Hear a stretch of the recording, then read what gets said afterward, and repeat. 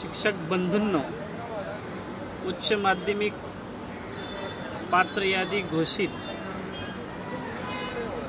त्याची तरतूद, अघोषित जी पात्र यादी व्हायची आहे ती पात्र यादी होणे त्याची तरतूद या संबंधी सर्व आमदार मंडळी, यामध्ये आमदार दत्तात्रय सावंत आहेत, माननीय श्रीकांत देशपांडे साहेब आहेत, नागो गानार साहेब आहेत, बाळाराम पाटील साहेब आहेत, विक्रम काळी साहेब आहेत, दराडे साहेब आहेत, सुदीप तांबे, त्याचबरोबर आमच्या समितीचे पदाधिकारी असतील, जिल्हा प्रमुख त्या स्तरावर काम करणारे सर्व शिक्षक, लवकरात लवकर पगार मिळावा, यादी घोषित व्हावी, यांनाही पगार मिळावा यासाठी सातत्यानं प्रयत्न करीत आहेत.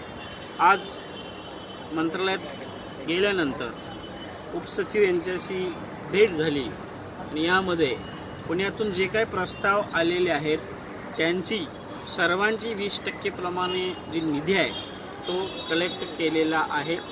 त्याचबरोबर काही अटी शिथिल करण्याबाबत त्याचीही वयाची अट शिथिल, त्याचबरोबर संयुक्त तुकडीच्या बाबतीत अट शिथिल, याही गोष्टीवरती त्यांच्याशी चर्चा झाली आणि यानंतर तावडे साहेब यांना घोषितचा पगार, अघोषितची यादी, त्यांचा पगार या संदर्भात निवेदन देण्यात आलं.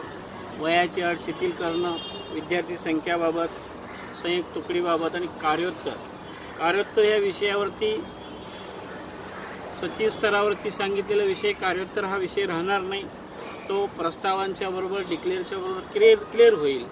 आणि मग तावडे साहेबांना आता विचारलं की ही यादी कधी घोषित होणार, या झालेल्यांना आणि यांना पगार कधी मिळणार, तुम्ही कालावधी सांगा.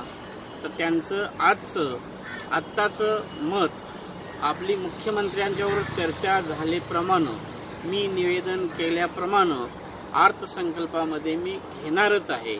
आणि हे सर्व चर्चा होताना आपल्याबरोबर नागपूर शहराचे भाजपाचे अध्यक्ष आमदार कोहळे साहेब आपल्याबरोबर होते आणि त्यांच्यासोबत ही चर्चा झालेली आहे.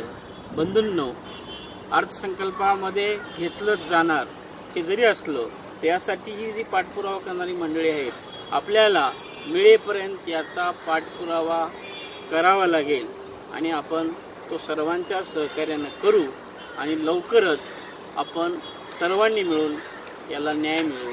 धन्यवाद.